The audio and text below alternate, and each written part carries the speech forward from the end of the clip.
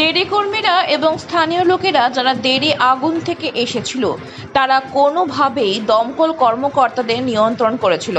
তখন আগুনের আধিকারিকদের এই প্রতিবাদের মুখোমুখি হতে হয়েছিল, তাদের পণ্যগুলি প্রদর্শন করতে হয়েছিল।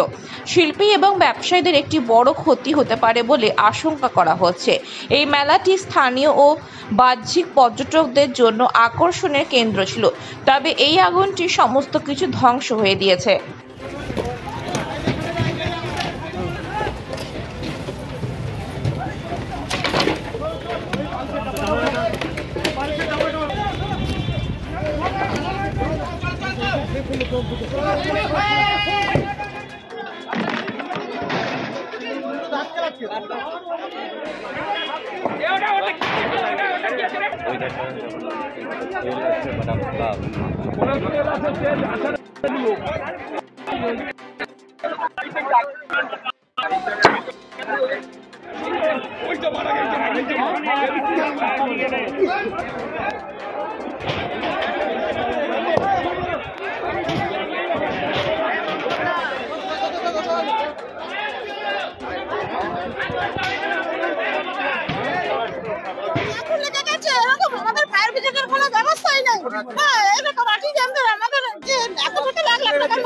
মানে পুড়ে গেল। আমরা তো সবাই মিলে সবাই মিলে এসে আগুন বাতি জল দিয়েছি। তাহলে ফায়ার ব্রিগেডের এখানে কোনো ব্যবস্থা নেই। আমি নিজে ডিএম অফিসে গিয়ে বললাম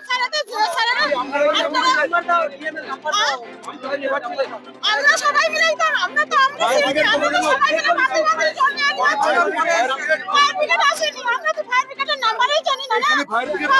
এক্ষুনি এলো ফায়ার ব্রিগেড। ফায়ার ব্রিগেড এখানে দাঁড়িয়ে ছিল না? দাঁড়িয়ে ছিল না। মেলাতে তো ফায়ার ব্রিগেড থাকার কথা। ছিলই না, ব্যবস্থা পরিষেবা দেয়নি আমাদেরকে। পরিষেবা ফায়ার ব্রিগেডে পাঠানো। আমার নাম অর্চনা মণ্ডল।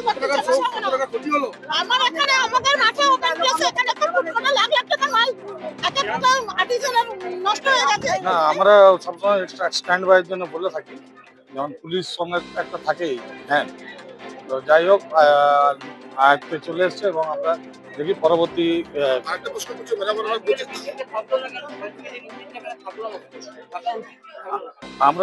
আমরা বারবার লিখিত অভিযোগ লিখিতভাবে জানিয়েছিলাম যে একটা ফায়ার ব্রিগেডের সবসময় দেওয়ার জন্য বলেছিলাম। তো পরে আমরা ইনকোয়ারি করে দেখছি কার গাফিলতিতে এটা হচ্ছে।